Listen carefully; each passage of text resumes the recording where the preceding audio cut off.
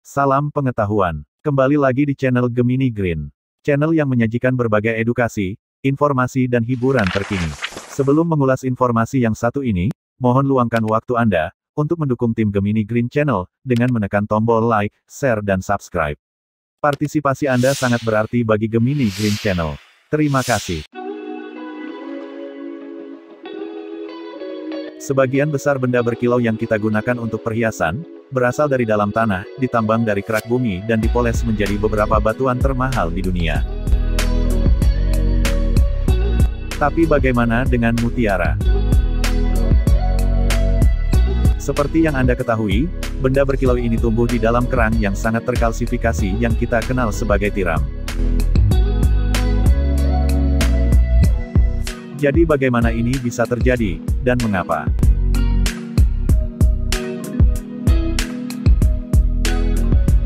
Tiram menjadikan mutiara sebagai respon pertahanan terhadap benda asing.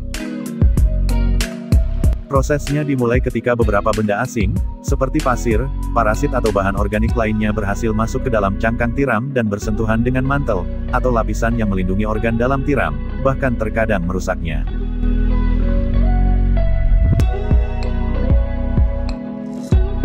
Tubuh tiram menganggap objek yang menyerang sebagai potensi ancaman, dan meresponnya dengan cara, mulai menyimpan zat yang disebut naikur atau disebut juga induk mutiara, melalui mantelnya, di atas objek yang memasukinya. Ini adalah zat yang sama, yang melapisi bagian dalam cangkrang. Kerusakan luar pada cangkrang itu sendiri yang mengakibatkan kerusakan pada mantel, juga akan terpicu. Bentuk respon yang sama juga untuk memperbaiki kerusakan. Naikur terbentuk dari kalsium karbonat, berupa mineral aragonit dan kalsit, serta protein konsin dan persulin yang membentuk zat yang dikenal sebagai konsiolin, dan berfungsi sebagai perekat, yang menyatukan semua lapisan. Sementara, mineral aragonit memiliki struktur kristal, konsiolin sangat berpori. Kemudian zat ini dikombinasikan dengan sifat lapisan yang agak tembus cahaya, berkontribusi pada sifat ratna, atau sifat kilau bercahaya. Seiring waktu, tiram akan mengaplikasikan lapisan naikur ke benda asing tadi secara efektif. Menguncinya dari tiram itu sendiri, mengeras, dan membentuk mutiara dengan beberapa bentuk.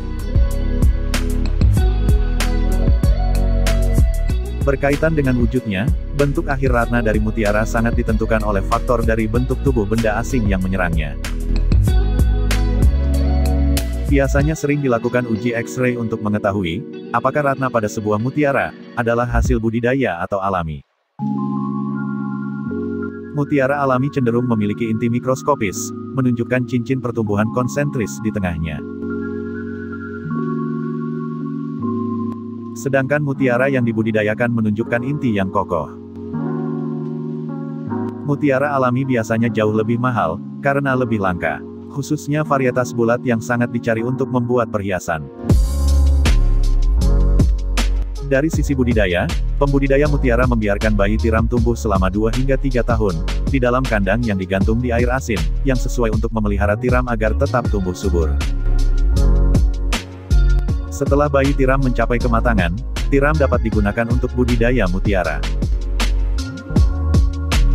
Meskipun ada variasi metode khusus yang digunakan pada umumnya dengan budidaya air asin mutiara, petani mutiara menggunakan inti mutiara. Petani mutiara memoles cangkang kerang berbentuk bulat, dengan ukuran diameter berkisar 2,5 hingga 8 mm. Kemudian benda ini dimasukkan di bagian gonad tiram, bersama dengan jaringan mantel hidup dari tiram lain, yang dibentuk menyerupai bujur sangkar. Berbeda dengan budidaya mutiara air tawar. Budidaya mutiara air tawar tidak serumit budidaya air asin. Setiap satu tiram dapat ditanam lusinan mutiara sekaligus. Hal ini dikarenakan tiram air tawar dapat menghasilkan banyak nuklei tanpa memasukkan banyak manik. Bentuk dari hasilnya menyerupai butiran nasi. Itulah sebabnya mutiara air tawar umumnya lebih murah dibanding mutiara air asin.